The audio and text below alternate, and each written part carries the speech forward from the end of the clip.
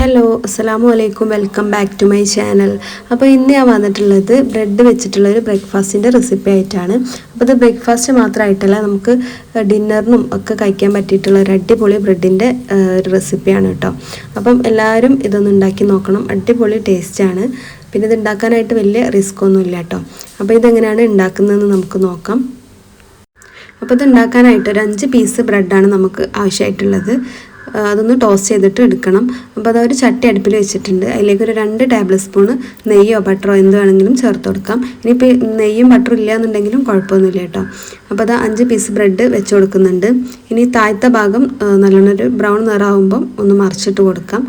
ഒന്ന് ക്രിസ്പി ആകുന്നത് വരെ ഒന്ന് ടോസ്റ്റ് ചെയ്തിട്ട് എടുക്കാം കേട്ടോ. അപ്പോൾ അതാ ബ്രൗൺ നിറമായിട്ടുണ്ട്. അപ്പോൾ ഇത് മറിച്ചിട്ട് കൊടുക്കാം. അപ്പോൾ അതാ ബ്രെഡിൻ്റെ 2 സൈഡും നല്ല ക്രിസ്പി ആയിട്ട് തന്നെ കിട്ടിയിട്ടുണ്ട്. ഇനിയിപ്പോൾ ഇത് കട്ട് ചെയ്തിട്ട് എടുക്കാം. ഞാനിപ്പം ഒരു ബ്രെഡ് 12 പീസായിട്ടാണ് കട്ട് ചെയ്തിട്ടുള്ളത്.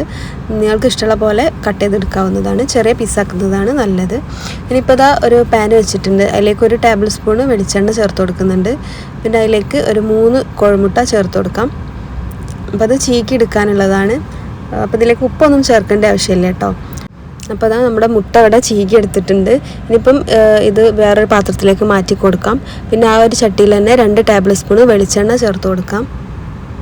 വെളിച്ചെണ്ണ ചൂടായി വരുമ്പം അതിലേക്ക് ഒരു സവാള ചേർത്ത് കൊടുക്കാം. ഒരു മീഡിയം സൈസുള്ള സവാളയാണ് ഞാൻ ചേർത്ത് കൊടുത്തിട്ടുള്ളത്. അത് ചെറിയതായിട്ട് കട്ടാക്കിയിട്ടാണ് ചേർത്ത് കൊടുത്തിട്ടുള്ളത്. ഇനി അതിലേക്ക് ആവശ്യമായിട്ടുള്ള 1/2 ടീസ്പൂൺ ഉപ്പ് ചേർത്ത് കൊടുക്കാം. ഇതൊന്ന് മിക്സാക്കി എടുത്തിട്ട് നല്ലോണം ഒന്ന് വാട്ടിയെടുക്കാം. അപ്പോൾ അതാ ഏകദേശം വാടി കിട്ടിയിട്ടുണ്ട്. ഈ ഒരു സമയത്ത് നമുക്ക് അതിലേക്ക് ഇഞ്ചി വെളുത്തുള്ളി പേസ്റ്റ് ചേർത്ത് കൊടുക്കാം. 1 ടീസ്പൂൺ ഇഞ്ചി വെളുത്തുള്ളി പേസ്റ്റാണ് ചേർത്തിട്ടുള്ളത്. അപ്പോൾ അതും ഒന്ന് നന്നാക്കിയിട്ട് വഴറ്റി കൊടുക്കാം, ഒന്ന് മിക്സാക്കി കൊടുക്കാം. ഇനി അതിലേക്ക് 1 ടീസ്പൂൺ മുളക് പൊടി ചേർത്ത് കൊടുക്കുക. ഇത് കാശ്മീരി മുളക് പൊടിയാണ്. അപ്പം എരിവ് കൂടുതൽ ആവശ്യമുള്ളവർക്ക് കൂടുതൽ ചേർത്ത് കൊടുക്കാവുന്നതാണ്. ഇനി അതിലേക്ക് 1/2 ടീസ്പൂൺ ചിക്കൻ മസാല ചേർത്ത് കൊടുക്കാം. ഇനി അതിലേക്ക് 1/4 ടീസ്പൂൺ ഗരം മസാല ചേർത്ത് കൊടുക്കാം.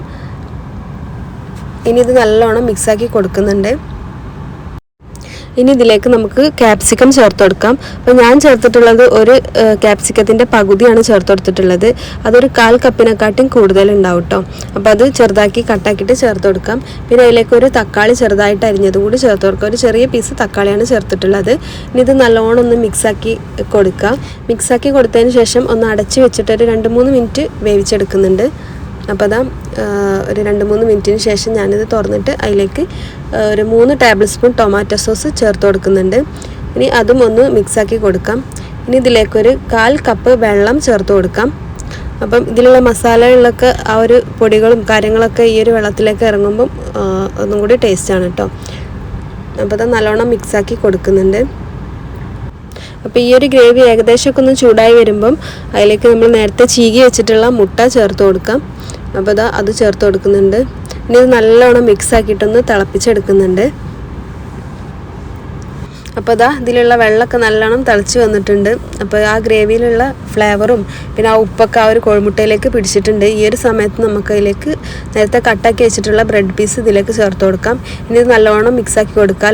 ലോ ഫ്ലെയിമിൽ ഇട്ടിട്ട് വേണം ഇത് ചെയ്തെടുക്കാനായിട്ട്. അപ്പോൾ അതിലുള്ള ഗ്രേവിയൊക്കെ നല്ലോണം വറ്റി കിട്ടിയിട്ടുണ്ട്, ആ ഒരു ബ്രെഡിലേക്ക് പിടിച്ചിട്ടുണ്ട്. അപ്പോൾ ഇത് നല്ലോണം മിക്സാക്കിയിട്ട് എല്ലാ ഭാഗത്തും എത്തുന്ന രീതിയിലൊന്ന് മിക്സാക്കി കൊടുക്കുന്നുണ്ട്. ഇപ്പോൾ ലാസ്റ്റായിട്ട് നമുക്ക് അതിലേക്ക് മല്ലിയില ചേർത്ത് കൊടുക്കാം. നമുക്ക് ഇഷ്ടമുള്ള അത്ര മല്ലിയില ചേർത്ത് കൊടുക്കാം. മല്ലിയിലേൻ്റെ ഫ്ലേവർ ഇഷ്ടമില്ലെങ്കിൽ അത് സ്കിപ്പ് ചെയ്യാവുന്നതാണ് കേട്ടോ. അപ്പം നമ്മുടെ ഈ സംഭവം ഇവിടെ റെഡി ആയിട്ടുണ്ട്. ഇനി ഇതൊന്ന് ഫ്ലെയിമൊക്കെ ഒന്ന് ഓഫാക്കിയതിന് ശേഷം ഒന്ന് അടച്ച് വെച്ചിട്ട് ഒരു 5 മിനിറ്റിന് ശേഷമാണ് ഇത് സെർവ് ചെയ്യാൻ പറ്റുള്ളൂ. അപ്പോഴാണ് ഒന്നുകൂടി ടേസ്റ്റ് ഉള്ളത് കേട്ടോ. അപ്പോൾ നല്ല അടിപൊളിയായിട്ടുള്ള ബ്രെഡ് വെച്ചിട്ടുള്ള ഒരു ബ്രേക്ക്ഫാസ്റ്റ് ഇവിടെ റെഡി ആയിട്ടുണ്ട്. അടിപൊളി ടേസ്റ്റാണ്, എല്ലാവരും ഉണ്ടാക്കി നോക്കണം. പെട്ടെന്ന് തന്നെ ഉണ്ടാക്കിയെടുക്കാൻ പറ്റും. ഇനിയിപ്പോൾ സമയമില്ലാത്ത നേരത്തൊക്കെ ആണെങ്കിൽ പെട്ടെന്ന് തന്നെ എളുപ്പത്തിൽ ബ്രെഡ് വെച്ചിട്ട് ചെയ്തെടുക്കാൻ പറ്റിയിട്ടുള്ള ഒരു അടിപൊളി ഐറ്റമാണ് കേട്ടോ. എല്ലാവരും ചെയ്ത് നോക്കണം. ഈ വീഡിയോ ഇഷ്ടമായാലും ലൈക്ക് ചെയ്യണം, ഷെയർ ചെയ്യണം, കമൻറ്റ് ചെയ്യണം, സപ്പോർട്ട് ചെയ്യണം കേട്ടോ. അപ്പോൾ എല്ലാവരും ഉണ്ടാക്കി നോക്കിയതിന് ശേഷം ഒന്ന് കമൻറ്റ് ചെയ്യാൻ മറക്കരുത്. അപ്പോൾ ഇനിയും നല്ല നല്ല റെസിപ്പീസ് ഈ ഒരു ചാനലിലൂടെ വരുന്നതാണ്.